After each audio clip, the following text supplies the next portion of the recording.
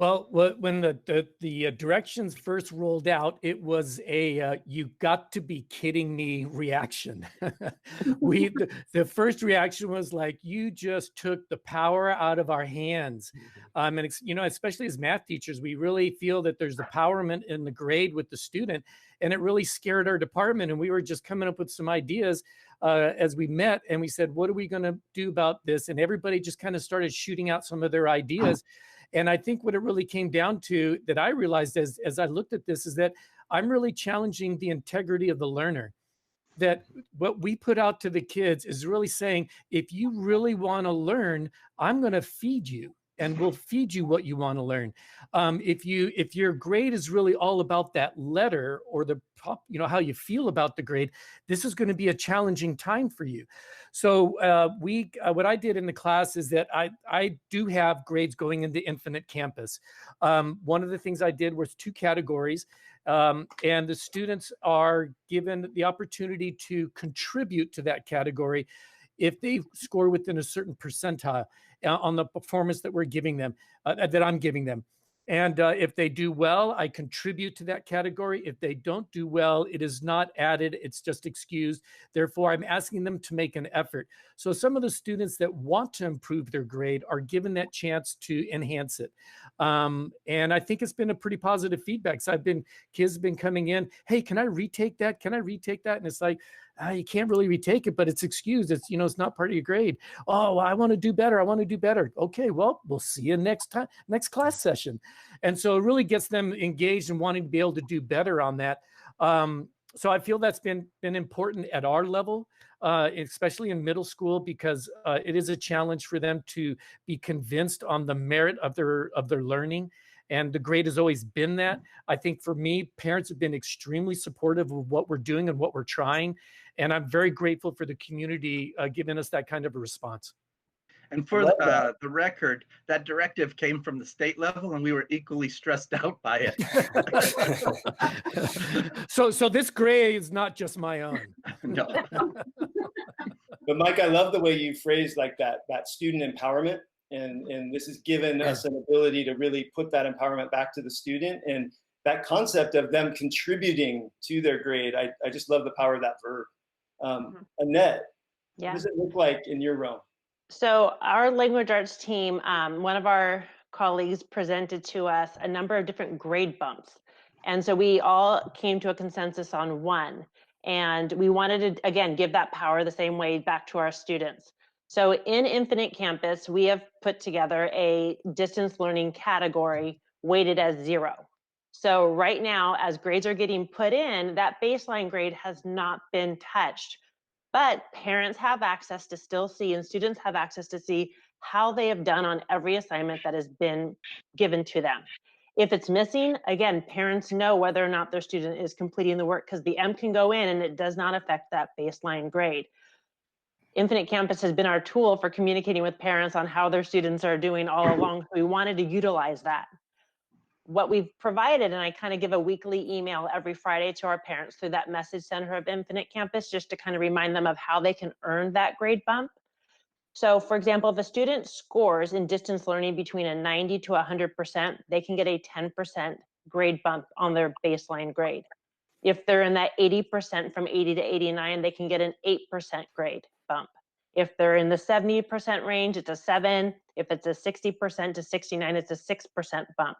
We know this is a difficult time, so we want kids to be working. They're not just getting A's for every assignment they turn in. It is still expected that it's grade level expectation.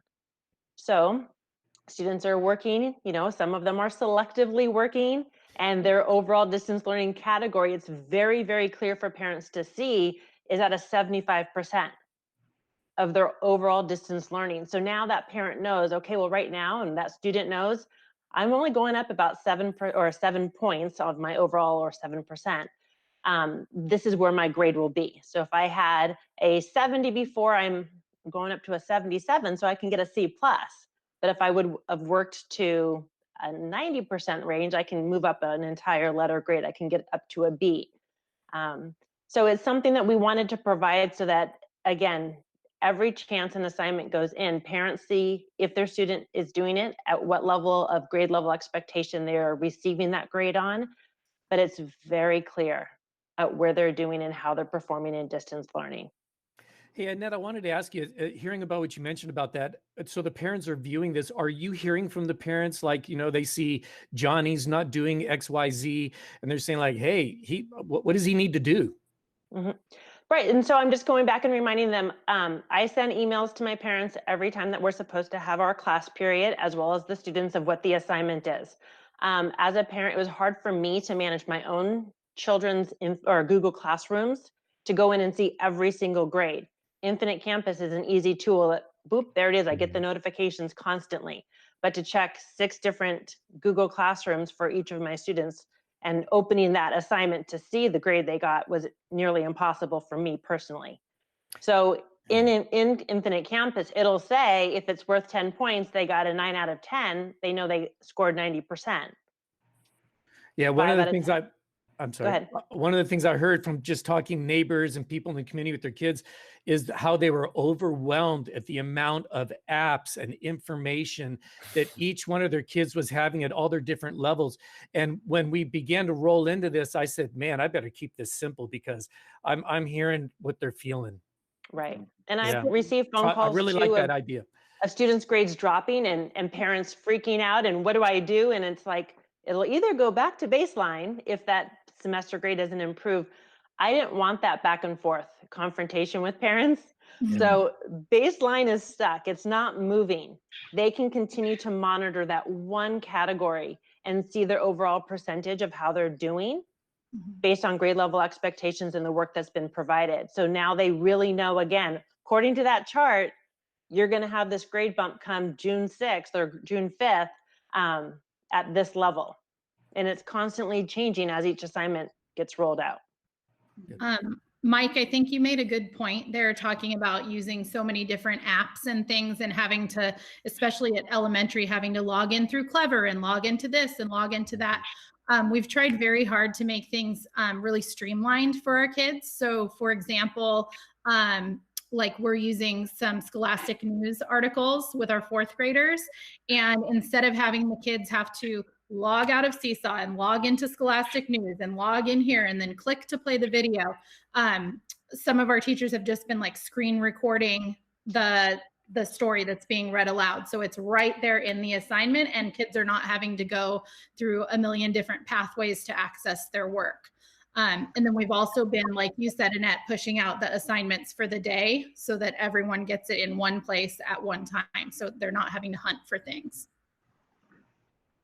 Nathan, how are you managing your grade book? Yeah, so high school level, I think it's neat to see the kind of progression from elementary to middle, now to high school, and how we're doing things in different ways. And I'll be honest, when we had the first initial, like, those elements thrown out there for us, what we were adhering to as a district, my first reaction was kind of similar to what Mike put out there. Like, one, you're thinking about the integrity of the learner, and are they actually going to invest themselves in the work if it's not all about the grade? Or, are you going to have those who are just like happy with what they had before and then say, oh, I'm not going to do anything at all, that motivational piece.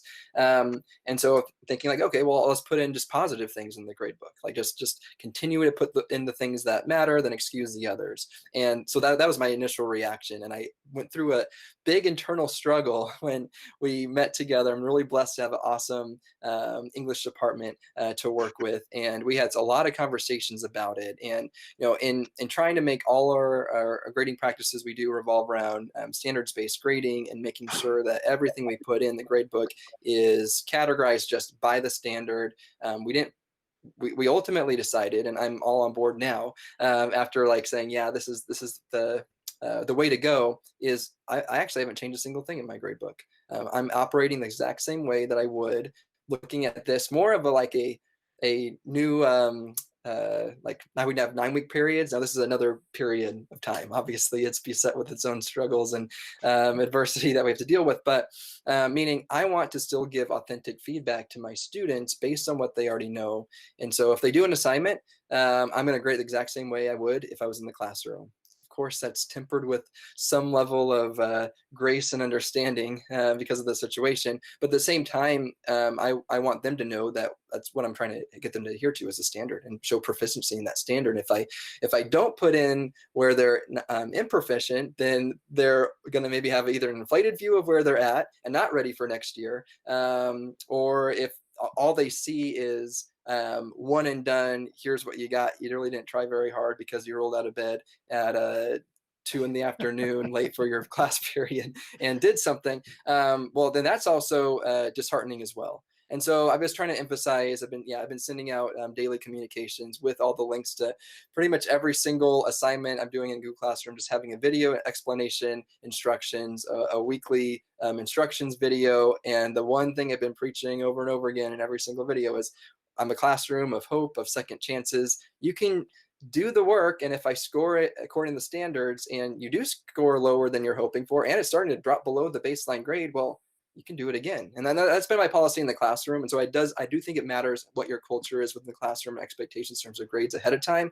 And so knowing what my students expected in my classroom before the circumstance, I knew that I could reasonably ask them to do that, knowing that, hey, he just wants to see us proficient in the standards. I'm not going to over penalize them or under penalize them. I'm taking all late work to considering the situation. So that's another factor that goes into things there. I'm not taking out points for late work because, again, I don't think that reflects the adherence to the meeting proficiency in those standards.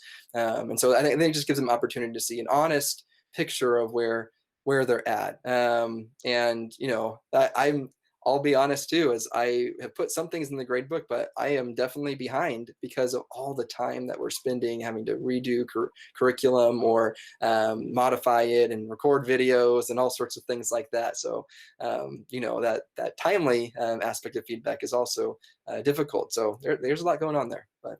And Nathan, Yeah. go ahead, Mike.